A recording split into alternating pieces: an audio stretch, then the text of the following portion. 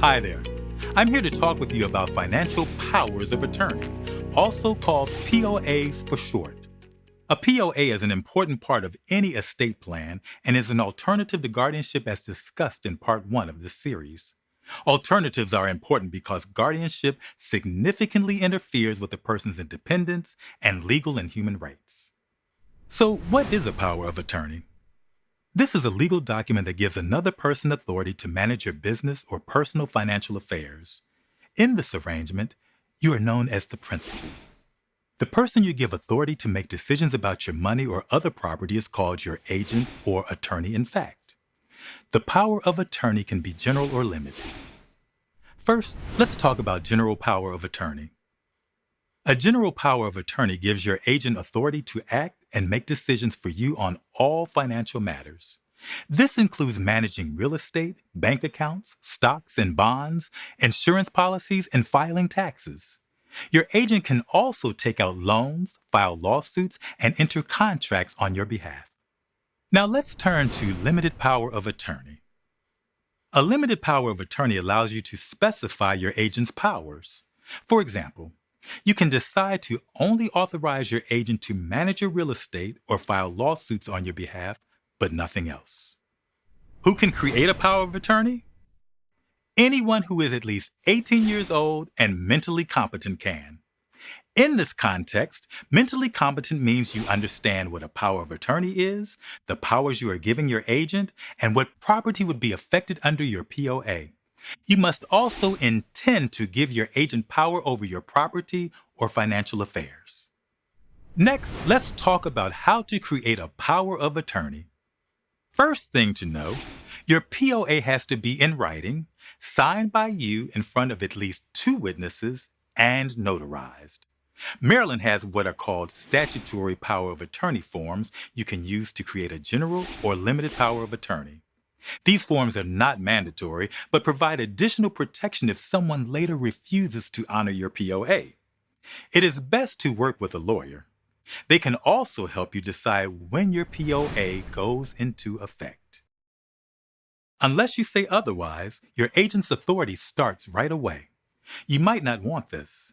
You may instead want your agent to be on standby until a specific time or event. For example, you may only want your agent's power to go into effect if you become incapacitated and are unable to manage your own affairs.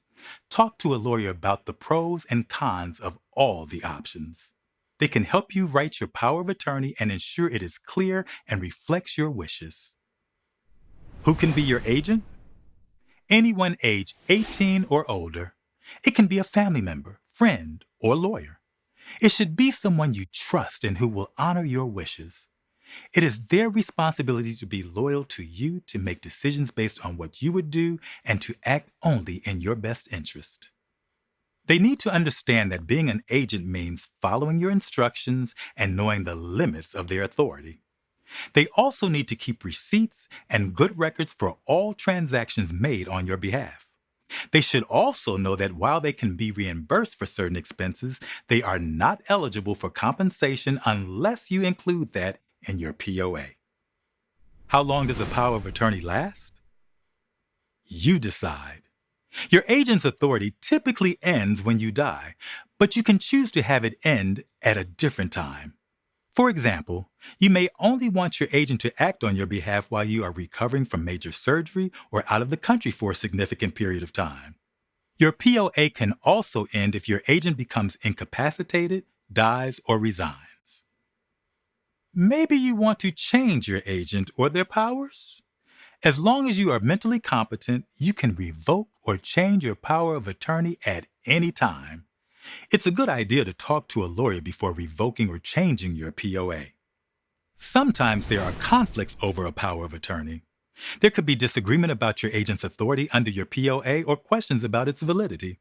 For example, someone might challenge whether you were mentally competent when you signed it. Maybe your agent is using their authority beyond what you intended it to be. If this happens, you, your agent, a family member, and others can ask a court to intervene. If the court agrees with the challenge, it may invalidate your power of attorney. To avoid these types of challenges, it is important to work with a lawyer to draft your POA. What happens if you don't have a power of attorney? You're not required to have a POA, but having one can make things easier for you and your loved ones.